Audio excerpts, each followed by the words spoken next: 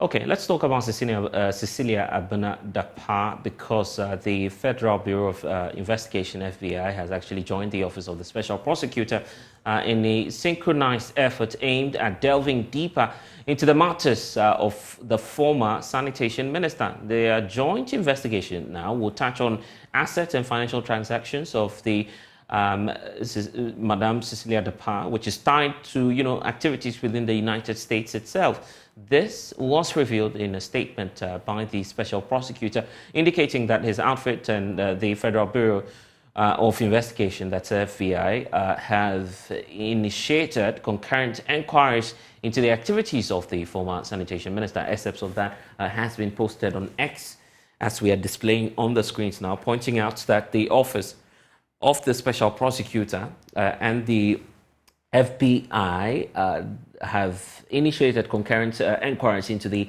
activities of Cecilla Dapaah, who happens to be the former Minister for Sanitation and Water Resources, and her associates as well. These investigations primarily focus on examining their assets and financial transactions within the United States of America. This collaborative effort is to ascertain the lawfulness of Mrs. Dapaah and her associates' wealth, both in the context of funds and transitioning from Ghana to the United States and vice versa. So it's the reason for which the OSP is much more concerned about this. Even as we speak, Cecilla Dapaah is in court today, awaiting a judgment by the court on her application by her lawyers asking for an abridgment of time. We'll cross you over to the court shortly, but I want to bring in first presidential correspondent Elton Brobe, who's been looking at this latest document and decision by the OSP to collaborate with the FBI.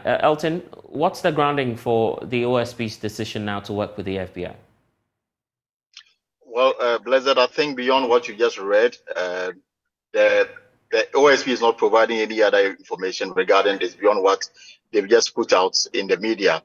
And they are saying that they are collaborating, or they are working together with the Federal Bureau of Investigation of the United States, and they've initiated concurrent inquiries into the activities of Cecilla Dapaah, the former Minister for Sanitation, Water Resources, and associates.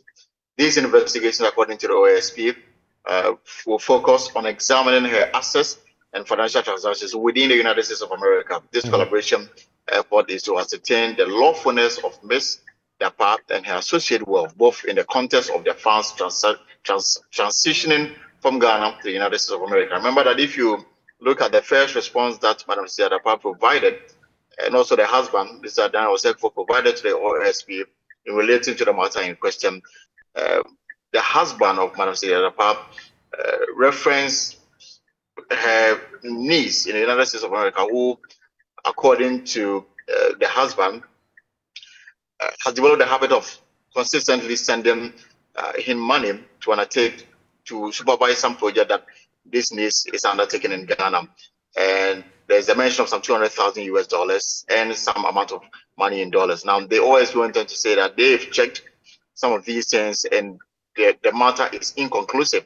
So my understanding is that it is premised on this that the OSP is taking this step forward and trying to get more information regarding the transfer of money between Ghana and the United States regarding the persons in focus. In this case, the husband of Madam Cecilla Dapaah and, of course, Madam Cecilla Dapaah herself. So this is what we know beyond what the OSP has put out. This, according to them, is just the foundation, and in the coming days, they may be sharing with the public as and when they get more information on this matter. Grateful for bringing us some update, Elton Brobe, our presidential correspondent, also monitoring what it is that the Office of the Special Prosecutor has been up to. The latest is that the FBI will be involved in this case. Also in court today, the court and Accra High Court is actually granting an application brought before it by the lawyers of Cecilla Dapaah for the abridgment of time in this particular case. The court says that the ruling is based on justice, fairness, and expeditious trial. So let's get more from Richard Kojunyako, who's joining us live from the court premises where this judgment has just been delivered. We know that Cecilla Dapaah has been pointing to the fact that this case has brought her hardship and some sort of severe public criticism, a reason for which she's asking the courts now to abridge the time, which has now been granted. Richard Kojinyako, if you can hear me, bring us up to speed with what's been happening in court today. Well, so, Blessed, we are back in court. We're here early in the morning where the various arguments were made by lawyers for Madam Cecilla Dapaah and lawyers for the Office of the Special Prosecutor. Let me take you back to how the cash of Madam Cecilla Dapaah was seized in her matrimonial home by the Office of the Special Prosecutor, and how the money in the bank was also frozen by the Office of the Special Prosecutor. And so this happened on the 31st of August, and so the court ordered the Office of the Special Prosecutor on the 31st of August to return the seized cash and then unfreeze the bank account of Madam Cecilla Dapaah. The Office of the Special Prosecutor complied with this order, and on the 5th of September, they returned the cash, and they also lifted the freezing orders they put on the bank account of the former sanitation minister. And then they seized the cash again and froze the account again. And then when the cash is seized and then the account is frozen, they need to go to the court for a confirmation of the freezing and the seizure order. And this was done on the 11th of September. Now, when they filed this motion, the return date was supposed to be on the 18th of October. But lawyers for Madam Cecilla Dapaah said that this back and forth is really having an untold hardship on Madam Cecilla Dapaah, because she is that the monies have been seized, the account has been frozen, and she's going through a lot of hardship. And so what they decided to do was to file for an abridgment of time, so that the courts, in the court's wisdom, will bring the date forward so it will ensure an expedited trial. And so that is what happened today. They filed. But the argument by Madam Cecilla Dapaah's lawyers is what I've told you, that the woman is going through a lot of hardship and all of that. But in the argument of the Office of the Special Prosecutor, they said that this application, the substantive application that is supposed to be heard on the 18th of October, this very month, is not a repeated one. And that is an argument that lawyers for Madam Cecilla Dapaah, they keep on making. They say that in substance and in form, it is the same motion or application that they keep on making, because the earlier one that was filed, the court struck it out, indicating that there was no basis, there was the conditions precedent for the seizing of the cash and then freezing of the account was not there, and that is why the court ordered the OSP to return the cash. But in defense, the Office of the Special Prosecutor said that indeed this is different, and they will prove that one in court.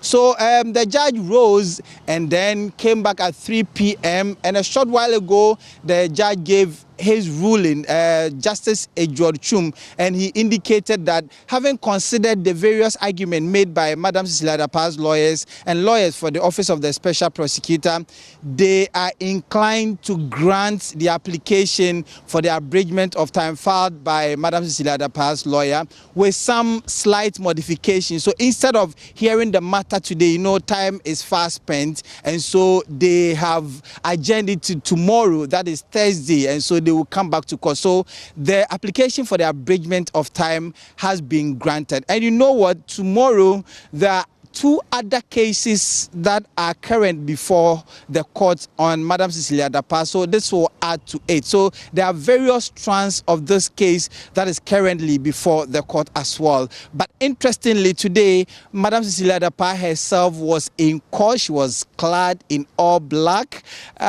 She was looking very cute, held the husband's hand, and then ushered the husband in the courtroom. And after that, there was some exchange of pleasantries between Madam Cecilla Dapaah and then lawyer Martin Pebu. And as for the details of what transpired, it's very interesting and revealing. I overheard Madam Cecilla Dapaah saying that I'm just exchanging pleasantries with you, and the commentaries and the other things that have been made by Mr. Martin Pebu has indeed caused them some kind of discomfort. In fact, it became some kind of banter between lawyer Martin Pebu and Victoria Bad, the lawyer for Madam Cecilla Dapaah. So this is what really transpired in court. In fact, for the first time I saw Madam Cecilla Dapaah in court, I was sitting right on the back. They were sitting in front of me. And so that is basically what happened in court today. So we are back in court tomorrow to continue with the substantive matter. So the court will be hearing